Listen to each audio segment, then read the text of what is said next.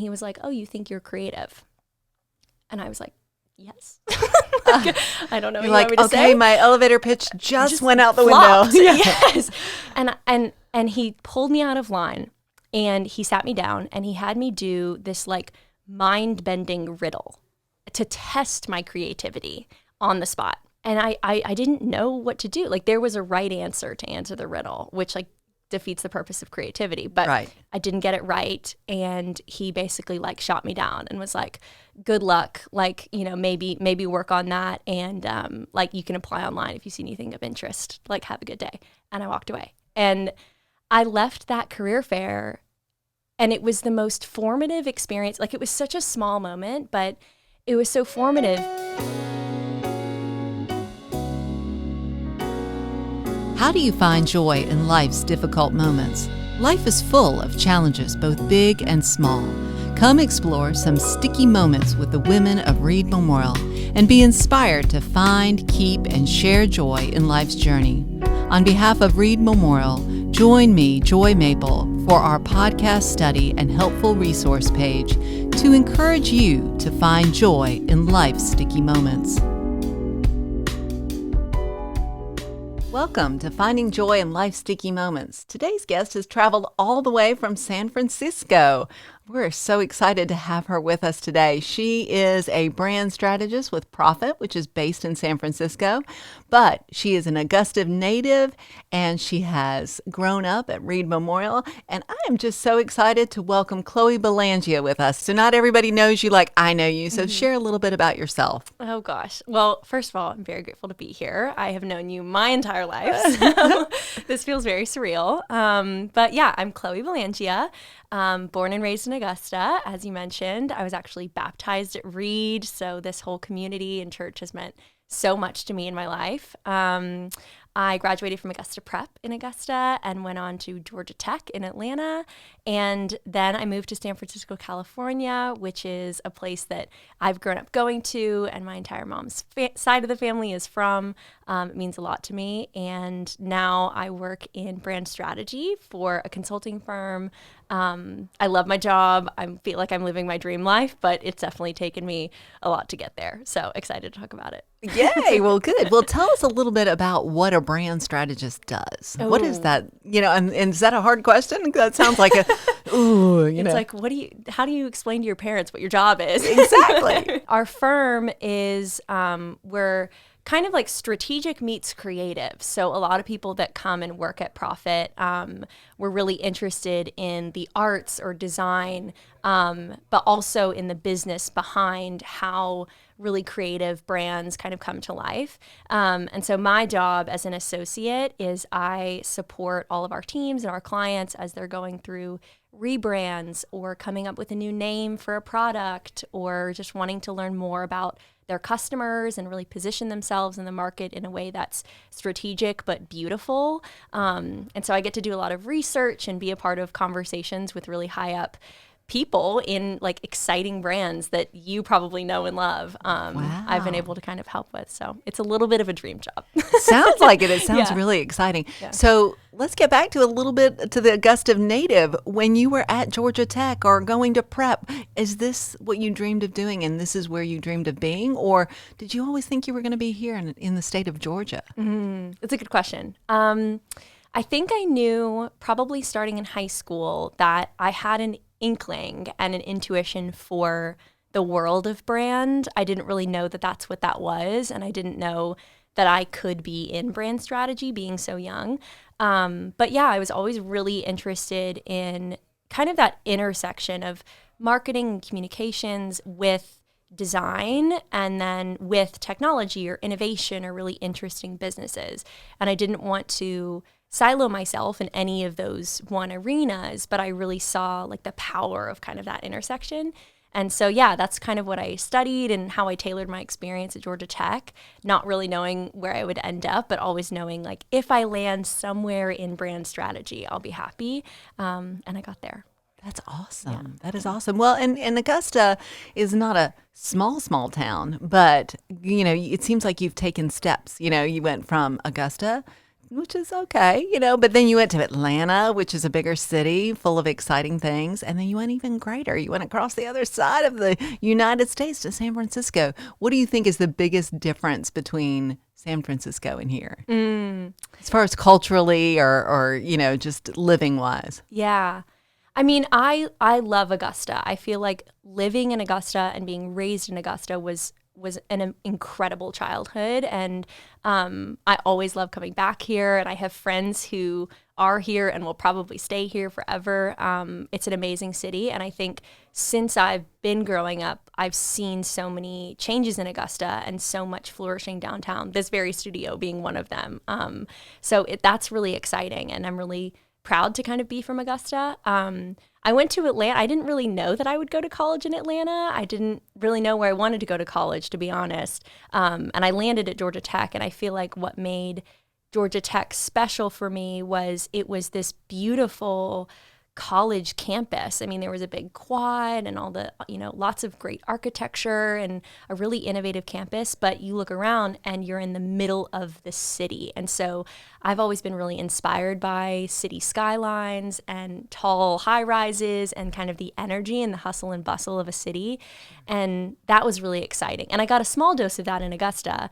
But being in Atlanta really felt like, there's arenas here, Yeah. and there's like events that happen here because it's such a big city, and the airport. So it was a good introduction to what a big city feels like. And then San Francisco is very, very much like every person goes to that city with an intention versus kind of landing in a city. I see. It takes a lot to choose to go to San Francisco. It's, as you know, I mean, there's lots of cons to the city. It's expensive. Crime isn't that good. I mean, there are some cons, but there are some really serious pros. And I know when I was making the decision to move to San Francisco, it was tough. I mean, it was a little bit of a decision I had to kind of wrestle with and decide for myself. Like, nobody's going to make that decision for me.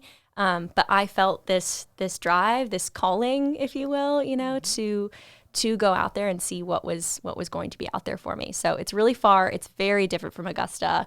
I mean, the landscape is completely different, the energy of the people. And I think the reason why people go there is probably the biggest difference. But I'm grateful to kind of have like the bi-coastal experiences. It's definitely shaped me in a really formative way. That's awesome. Yeah. So I could talk with you forever about all different things because you just, to me, are so fascinating and such a young woman who's professional, who's got it going on. But, one of the things that we talk about here is the sticky moments of life, whether they're big or they're small. And so I want to know, in your journey so far, which I will say is not quite as far as my journey, have you had a sticky moment or two, and how did you deal with those? Yeah, I've been thinking about what this was, because I definitely have had a handful. I'm still young, I'm only in my early 20s, but I think I've been pretty self-aware for a while. And I think even when I was 16, 17 and really kind of figuring myself out, I was very introspective and really trying to figure out, like, what does Chloe want? And, regardless of what anybody else tells her that she needs to do, sorry, I'm talking in third person, but like kind of being introspective about myself and my journey. And so as I've kind of faced like valleys in life, I always, even if they're not like the greatest valley of my life, or even if I'm still young and I have a lot more to go, like, I really have seen the story behind them. So I think one, from a young professional perspective, that has always stuck out to me was, like, I had a really hard time in college advocating for myself, or that was a challenge that I don't think I was expecting. Like, you go to college and you choose a great institution and a great major thinking that, they want me here. They're excited about my path. Like, they're going to do everything so that I can go succeed. And I've lived an incredibly privileged and beautiful life, and I had so much going for me. And yet I was still faced with so many no's, so much mocking of myself and of my path. And I'm a little bit entrepreneurial, and I started a few businesses. And I had people tell me to my face that They didn't believe in my business. They thought I was soft. They didn't think I was smart enough to really succeed. And one experience in particular that has always stuck out to me and really like drives me was it was October of my freshman year. So like, you know, driven young Chloe. Yeah, you were thinking I'm going to conquer the world, rocking right? the world, yes.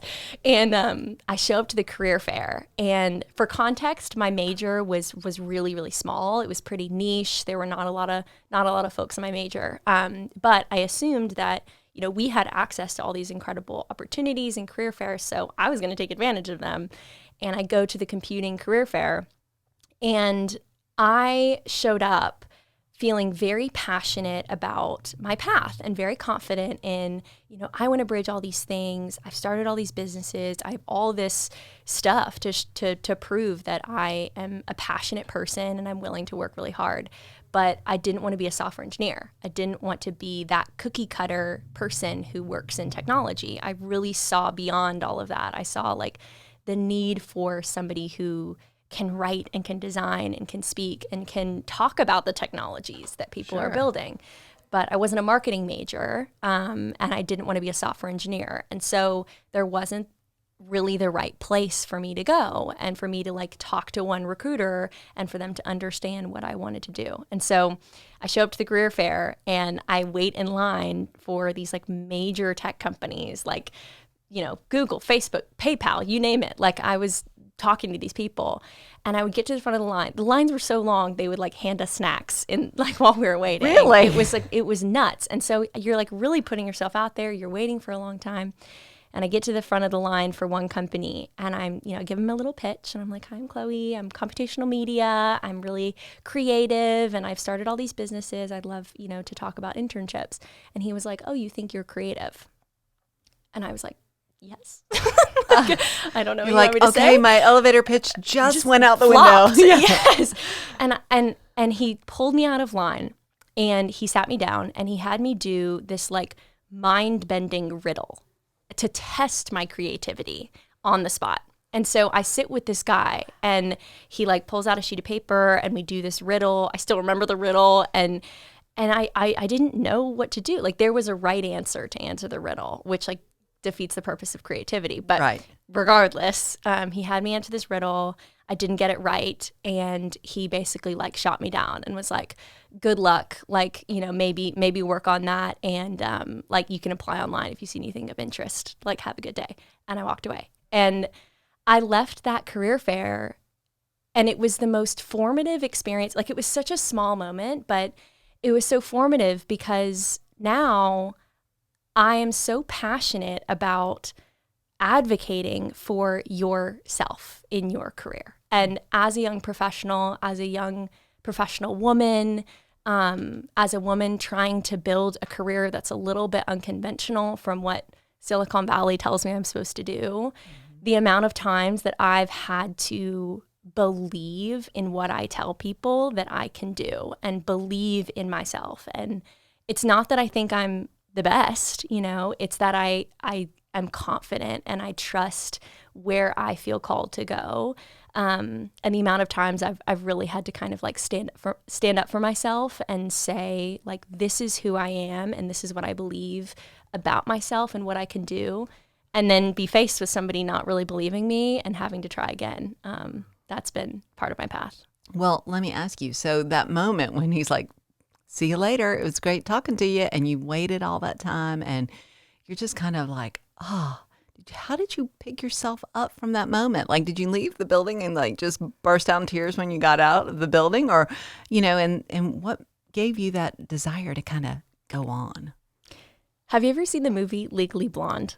Yes. Of course I know have. Where I'm going with this? Okay, so in the movie Legally Blonde, for anybody who by chance hasn't seen it, it's this girl, Elle Woods, and she basically defies all odds and gets accepted to Harvard Law School.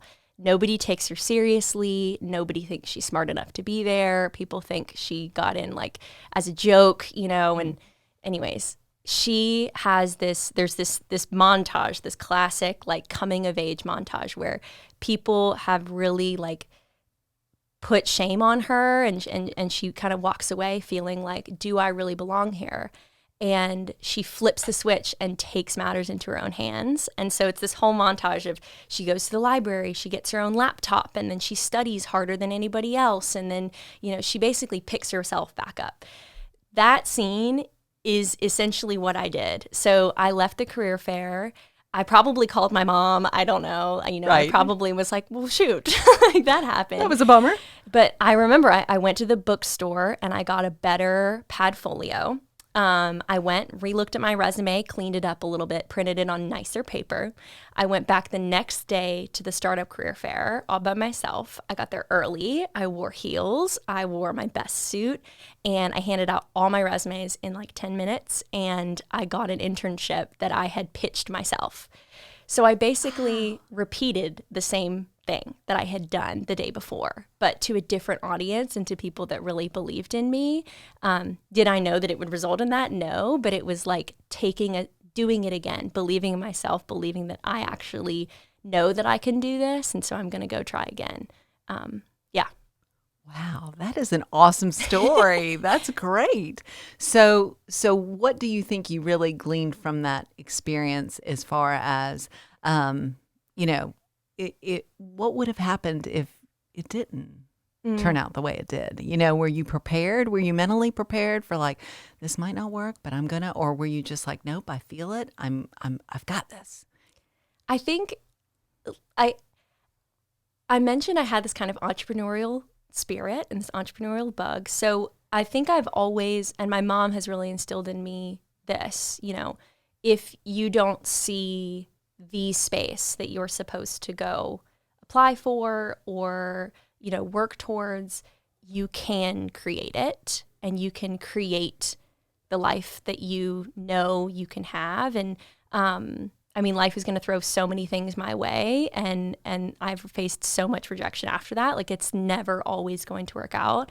And I've learned how to craft and create the experiences that give me the development that I know that I need and I want. And, sometimes I call it a calling, sometimes I call it hustle. Like, you can use whatever, divine, I don't know. But the things that have worked have pointed me in a direction that I could never have even dreamed of. And so, if I started this one internship and, it didn't turn out perfectly, right? Like, no internship is going to be perfect. So I took the pieces that I knew I liked about that internship and I molded it into what I wanted to do next. And I pitched myself for a second internship, and that was the second one I got. Was I cold emailed this other space and I was like, I want to do this at your place.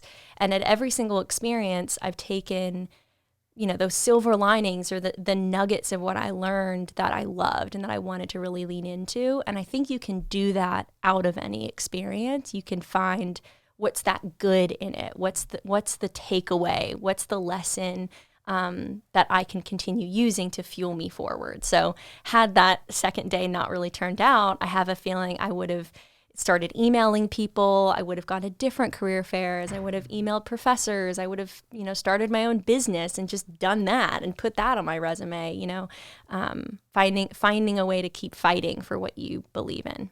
Wow, that's awesome. That is awesome. So you got this internship, and you, of course, said it led to another internship, different one. Where are you on this career journey from that point? Did you smooth sailing from that point, or was it like, ooh, I learned a lot and I found something I didn't want, or I found something I totally am passionate about? What led you to profit, so to speak?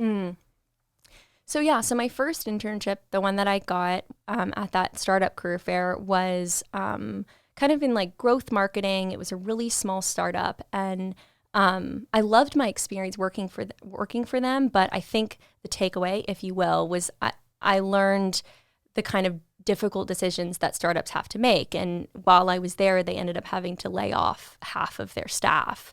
My manager was laid off. It was like a really interesting experience to have to go through, and they wanted me to stay on and essentially underpay me to lead marketing for this startup. And I'm like, no, I'm a freshman. Like, I'm not really going to lead marketing for the startup. I have a lot more I want to go learn and do. And so I respectfully left the company just because I took what I needed out of that job. I left with great relationships, but it wasn't the place I wanted to stay and grow. And I think that's what I was always looking for, was where's the next avenue that I want to go grow. And so the next one that I went to was a co-working space that was actually right across the street from my apartment building at Georgia Tech. I passed by it every single day on my way to school. And I cold emailed them, and same elevator pitch. I'm Chloe, computational media. I'm creative. I want to do digital media. And they were like, okay, can you come in tomorrow for an interview? And so I worked there, and I learned a lot about the startup ecosystem. I tried event planning. I tried web design. I did photography, and it was very entrepreneurial. I got to really raise my hand and say, like, I see an opportunity here. Can I go try that?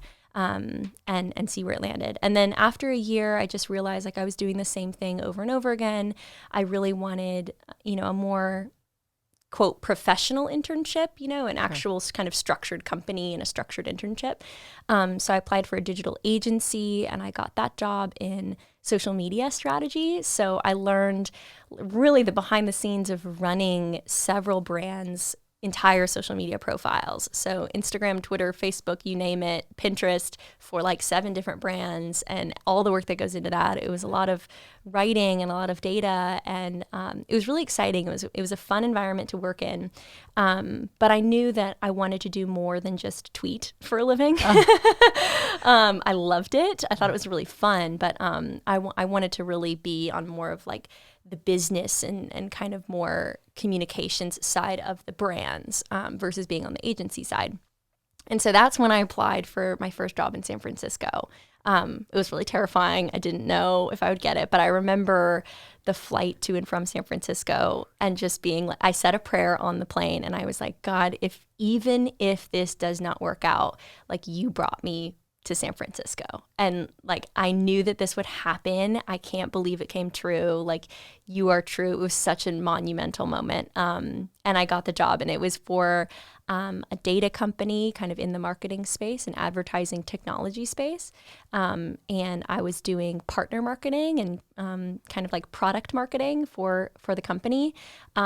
And I worked really, really hard, and I was really passionate, and I showed up as myself. So I wore heels and gold hoops to work, and I was charismatic and extroverted, and it was very different than, the stereotype of who would work at a tech company. And the PR team noticed, and after 4 months, they asked me to leave the rotational program and join the corporate communications team. And so I was the youngest member of the corporate communications team, basically sitting hand in hand with the chief communications officer to run our investor relations and brand strategy.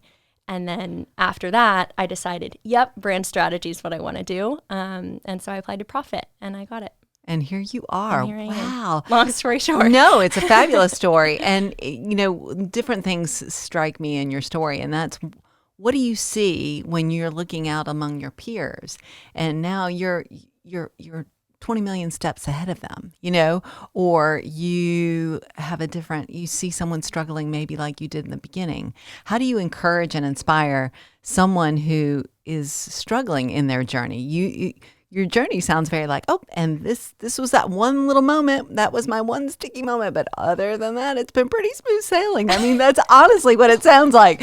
But I mean, I'm sure along that journey, you've either faced some hard moments or some moments where you felt like you weren't given the validity and the credit that you deserved.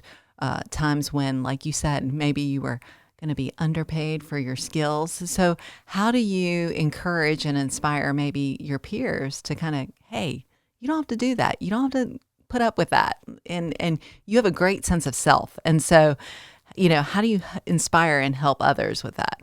Oh, I appreciate you saying all of that. I mean, I definitely skipped over all of the bad stuff in this story. Otherwise, we'd be here for hours. Yeah, that would be like not just a podcast. That'd be a whole series, right?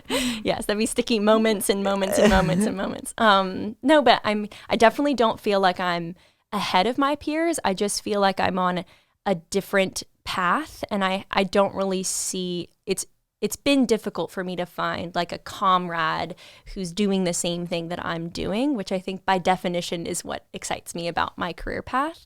I'm really defining it as I go, and I'm praying that it's going to work out one day. And I don't. Is that scary to you though? You act like, oh, no, I got this. I mean, are you at all nervous? I mean, you just seem calm as a cucumber, Chloe. Oh my gosh.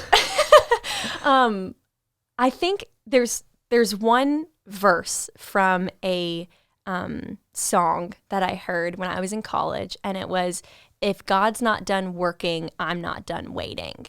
And I think that has been really a foundation for my confidence in this path, is very much like, I don't know where this story's going, and that's kind of the point.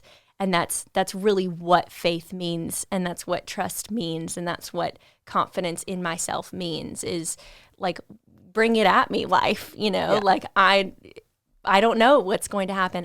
And I think a lot of my path truly has been me working really hard as myself with exactly what I've been given in front of me, and somebody else takes notice of that and has invited me to do something else.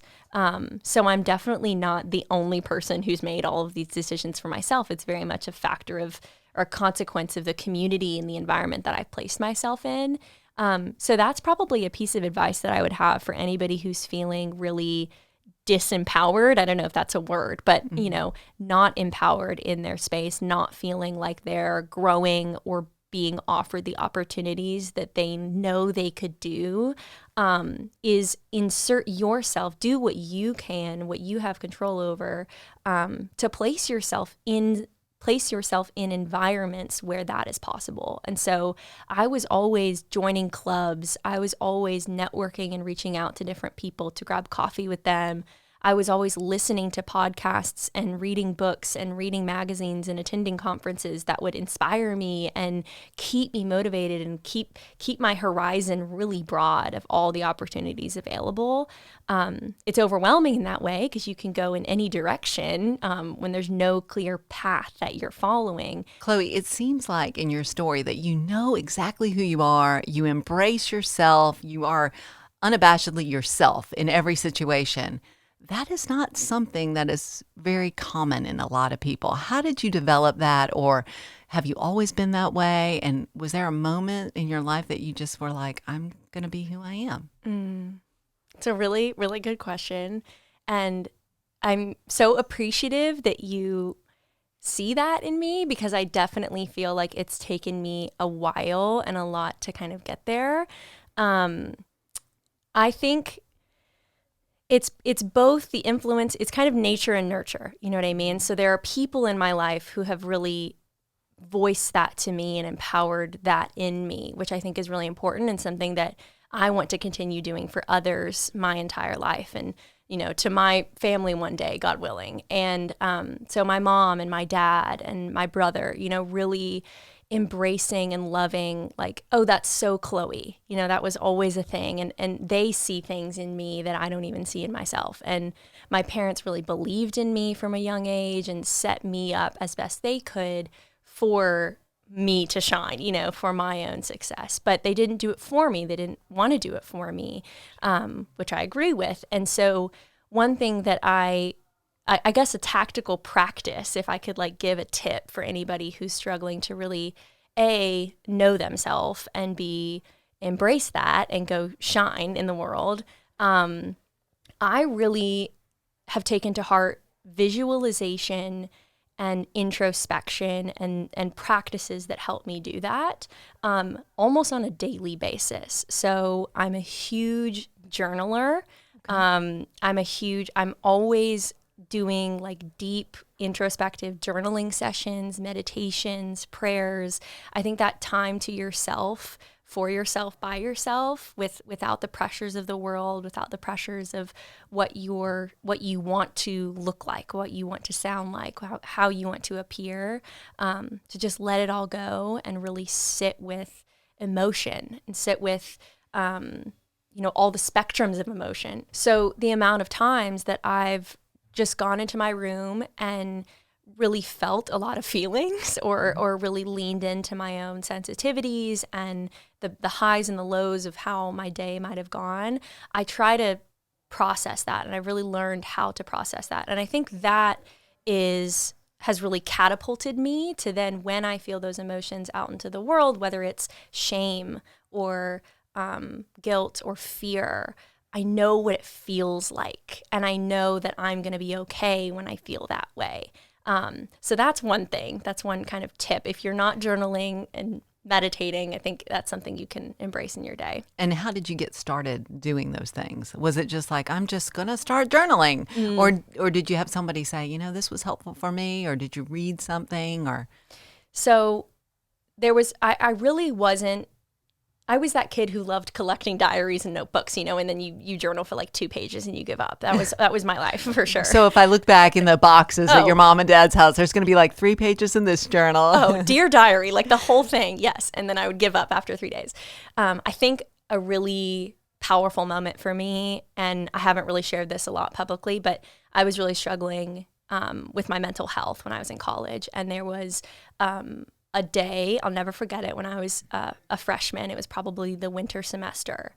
And I came home from class and I did not feel like myself. I was, brain fog, depression, anxiety, you name it. Like my body was feeling very overwhelmed with life and myself. And I was alone in my dorm. It was probably like nighttime, like it was kind of the end of the day. And I remember I was like pacing my room, like I was going crazy kind of, I didn't know what to do. I didn't know how to live with my head feeling this way and my heart feeling this way. And the only thing that I could do in that moment was get down on my knees and pray.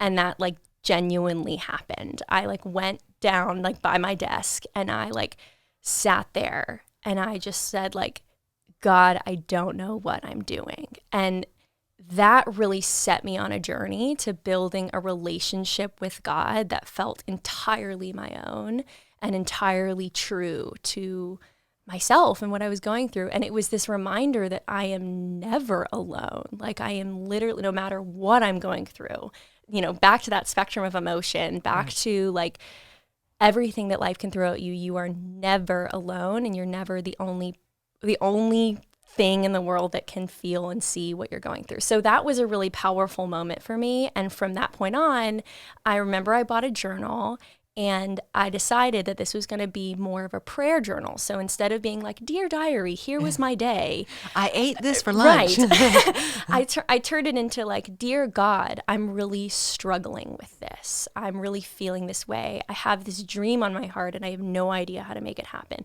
And I just started writing and writing and writing. And if you've followed me on Instagram for a while now, I used to actually like share some of those. And I got really into writing and expressing myself online because that's how I was processing my mental health journey. I was funneling like what God was telling me into these messages of empowerment for other people.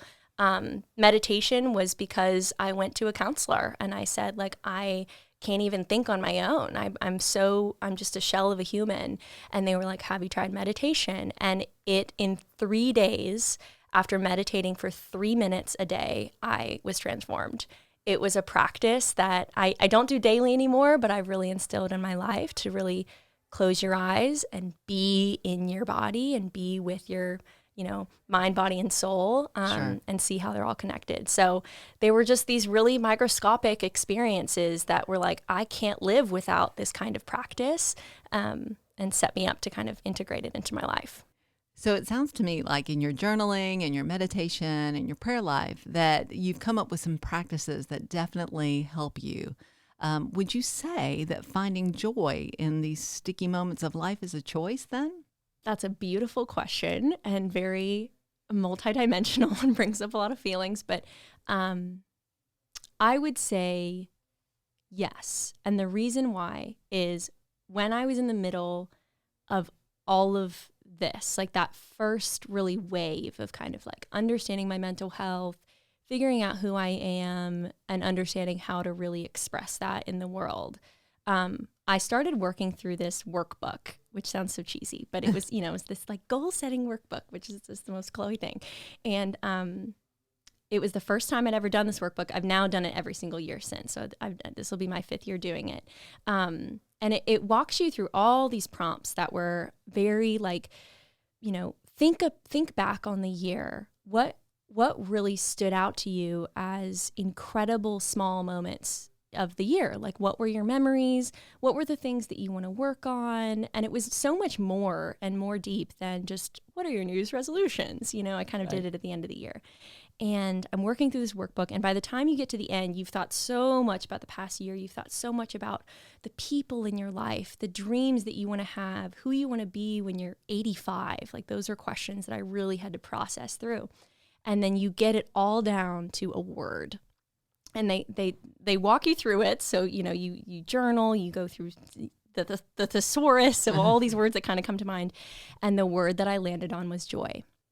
And so for the next year, I forget the exact year, but I think I was going into my junior year of college, which is when life really started to kind of unfold for me and push me in different directions. The word that I came back to every single day was joy.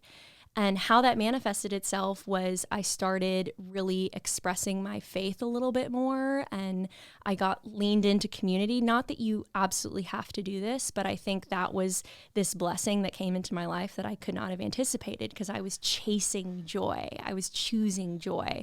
And I wanted to be around people who felt joy in the mountains and the valleys of life, and saw, the light that is ever present in our life. So that happened. I started accepting myself and my true interests because they brought me joy, and that transformed my everyday. My friendships, I tried to be that friend that really made people laugh and made people feel like life is fun and silly and something to be enjoyed. I chase joy in work. So I'm a firm believer in, not that, work is everything. Work doesn't need to make you happy in all capacities, but it's okay to try to find a job that you love and try to find a pursuit in a path that you feel a sense of purpose with. So that's how I manifested joy there. I mean, it really affected my entire life. And since then, yes, I would actively say that you can choose joy. Well, it's much better than choosing anything else, right? Yeah.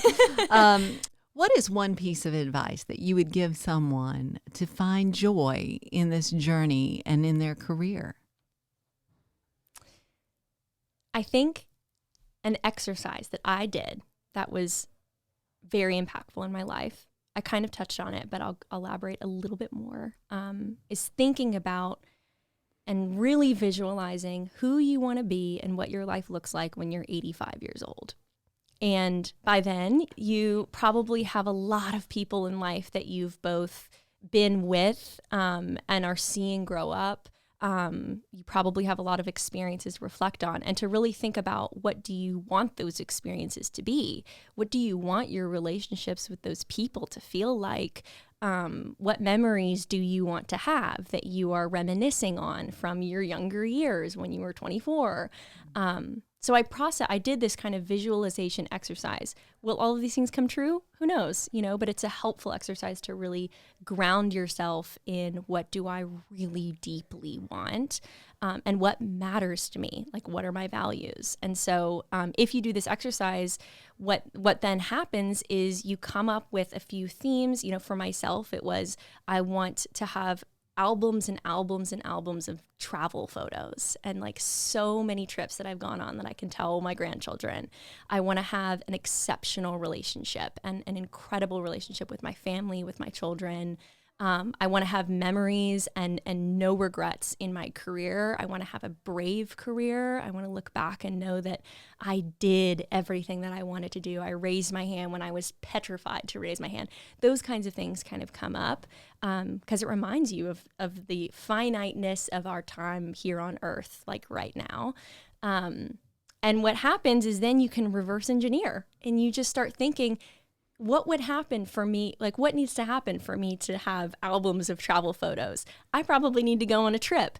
And then you start planning a trip, and you feel joy, and you feel purpose, and you feel impact. And etc. So my relationships, reverse engineering. Oh, I want to have an exceptional relationship. I want to care about my relationship. And so I'm doing the work now when I'm young to build that and to build a life that I look back on and I love. And you have no regrets, and it's filled with joy. Mm-hmm. Well, I am so excited and to see where this journey takes you next, because I have a feeling that God has great plans for you. And I am just so honored that you spent some time with us on your Christmas break home, and safe travels back to San Francisco. We'll have to stay in touch, my friend. And thank you so much for being here today. Thank you. Thank you for joining us today. And as we find joy in life's sticky moments, we just want to wish you a very Merry Christmas, and may you have many blessings in the new year. We've got some great things coming up at Reed Memorial in January. We have Faith Seeking Understanding with Reverend David Dindy, who will be talking about grace and Southern hospitality. So make plans to attend January 23rd, Sunday, for worship, and then that afternoon for a session. And then the following morning, January 24th, Monday morning, come for 10:30, and we'll be there. Faith Seeking Understanding with Reverend David Dindy at Reed Memorial.